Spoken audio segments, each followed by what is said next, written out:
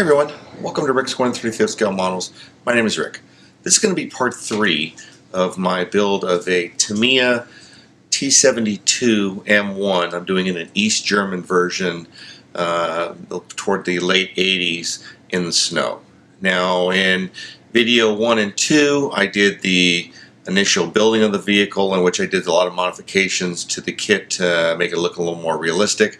Video 2, I actually painted the vehicle and then added all the snow and weathering to it, and now we're getting into part 3. This is going to be the kit I'm using. This is a Miniart product. They're based out of the Ukraine. These are the Soviet tank crew winter uniform in 1970 to 1980. It comes with 4 crewmen. Pretty good quality overall. So here's the tools I'm going to need to paint the figures. A lot more complex than painting a regular model. First of all, for painting the uniforms, I'm going to be using a combination of sand beige and loam beige, kind of taking this to darken the uniforms a little bit by mixing them. I'm also going to be using NATO brown for the stripes, and then for the helmets, NATO black and gloss black. One of the things I just found, which I know it's been out there, but I just found it, is this airbrush thinner. This made the AV paints so much easier to use. Highly recommended if you're going to be using this to get this product. It doesn't take much, and it makes this paint so much more user-friendly. For painting the faces, I'm going to be using a combination of 4 different colors.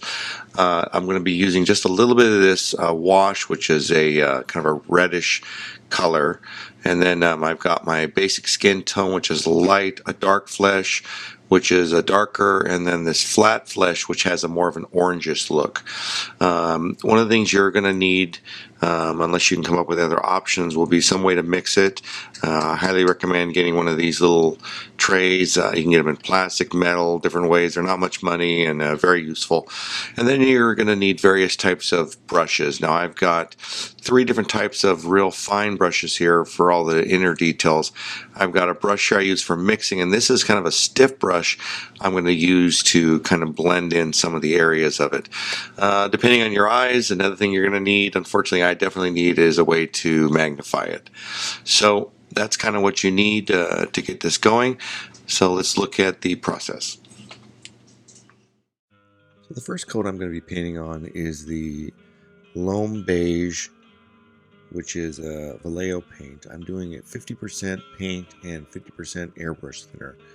What I'm looking for here is kind of my base coat. It's not quite a wash, but it's a fairly thin paint, so it's not going to detract from any of the details. I'm going to paint each of the figures' uniforms in this, let it dry, and then go on to the next lighter color, continuing the slow buildup of paint.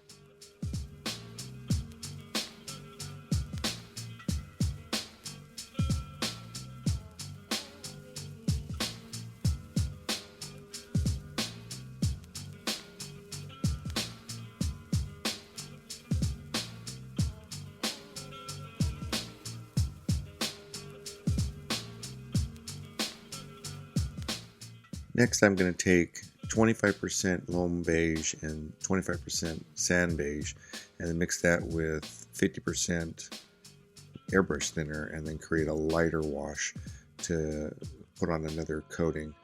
The biggest thing I learned here, and kind of for future, is make sure you don't get air bubbles.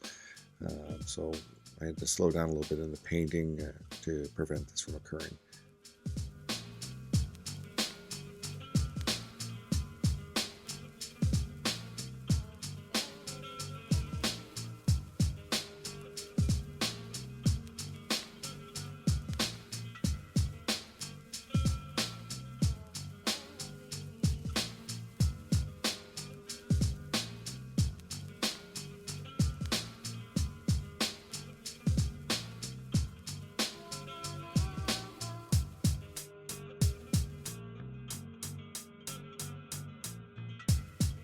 The next wash I did was 10% loam beige, 40% sand beige, and then 50% airbrush thinner. I put another thin coat of the wash to slowly build up the coloring and create the level of depth I was looking for here.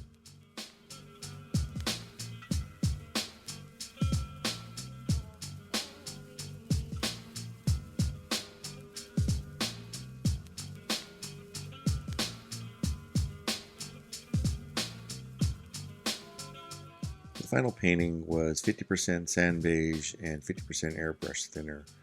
I actually did this in 2 coats. This is the first coat, and then I painted one more coat, and it was right where I wanted it to be.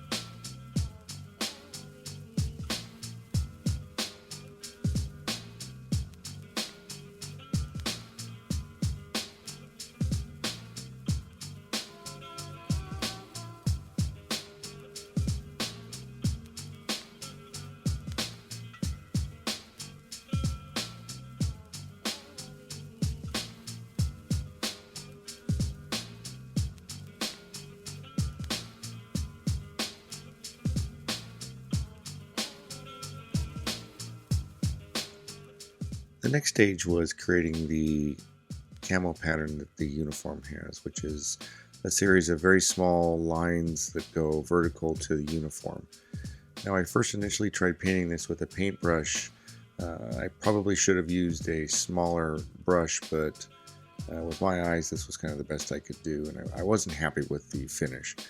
So I kind of tried to do this, and then after a while, gave up.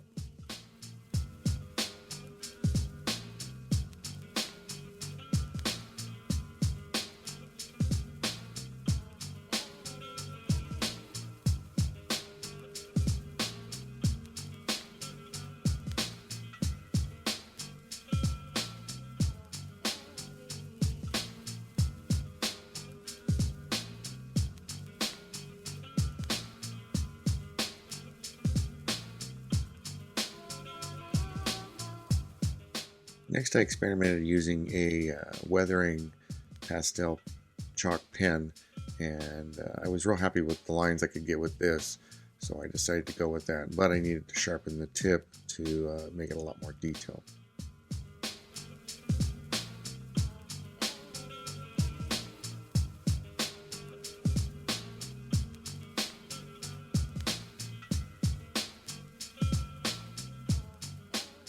I repainted the back of the uniform and then started the process of putting the lines on. These weren't 100% perfect. I still go back to a smaller, more detailed brush and a lot more time and patience. I could have got a better quality line, but for my eyes and general looking, it came out fine.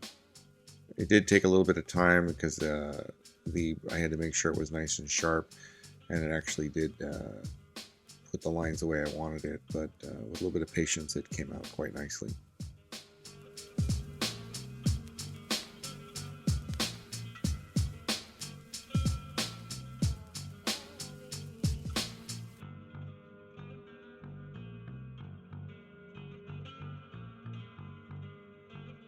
I took a stiff brush and then brushed it. This kind of blended it a little bit and took down the brighter points and made it look more worn, which is the effect I was looking for.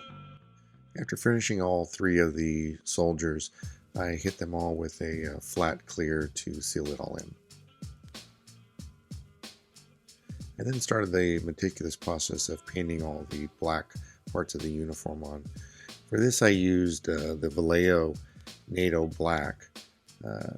It seemed to be about the right color. It had a little hint of a fade on it versus the standard black would look too crisp and brand new, and that's not the look I was looking for.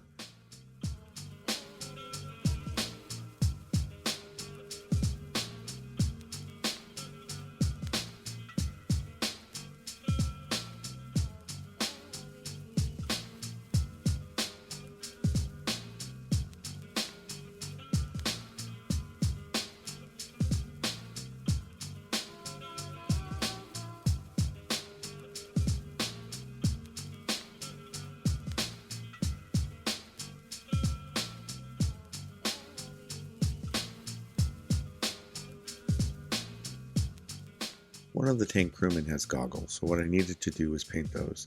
So I initially did is I painted the lens silver, and then I took gunmetal and thinned it down to 50%.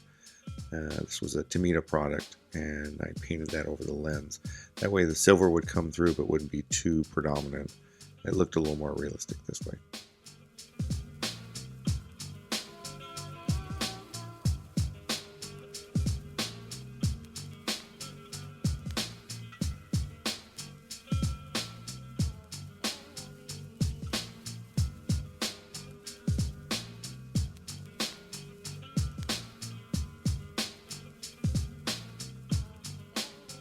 Time to painting the faces. What I did is I initially took Tamiya flat white and painted all faces, covered up all the overpaint areas and everything, and tried to make it as white as possible to give myself the best possible workforce. What I was going to be doing was a slow build of a paint, and I didn't want any of the black or indiscretions of the other paint to show through and change the look.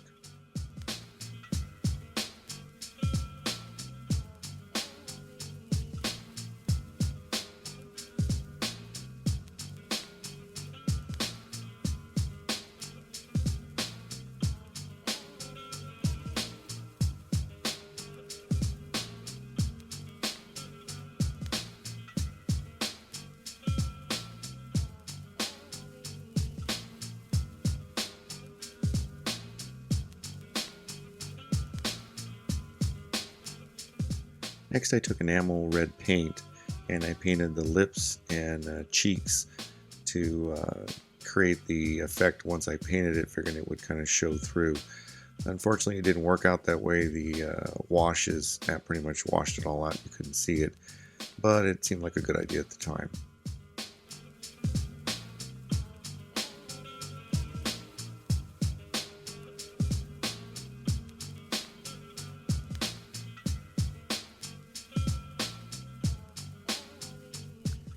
The first layer of paint is 50% dark flesh and 50% airbrush thinner. Now I took this and painted the whole face, letting it penetrate down, and didn't remove any of the excess paint. I wanted it to penetrate the darker areas to kind of highlight those. The next layer was 50% flat flesh and 50% airbrush cleaner. With this I did not quite so heavy of a paint, highlighting the rest of the face, making sure to get the high points but not a lot in the low points. The final stage I took 50% skin tone and 50% airbrush thinner and just painted the highlighted areas. Unfortunately here you'll see an air bubble in one of the eye sockets. I didn't notice that until I came time to paint the eyes, and it meant I had to do some cleanup and corrections, but it all worked out. The final thing I noticed, the faces were a little too bright, so I took 25% Tamiya acrylic white and 75% acrylic thinner and create a little bit of a wash to kind of tone it down a little bit, and just let that dry. It worked out nicely.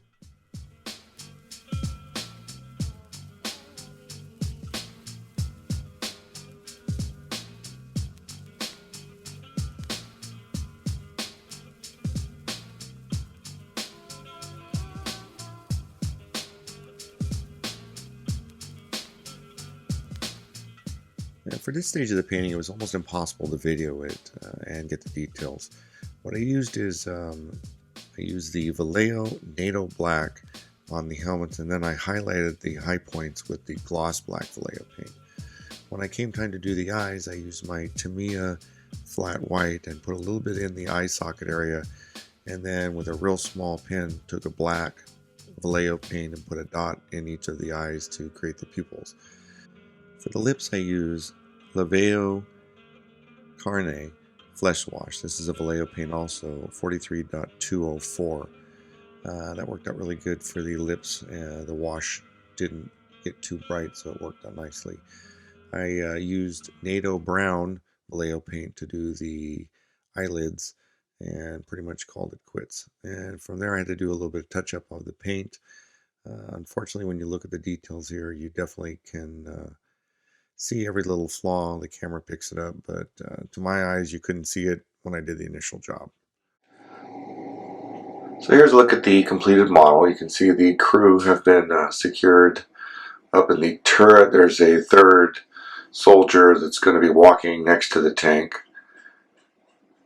The winter uniforms are fairly accurate. Kind of hard to get the real small lines and with all the textures, but it's pretty close.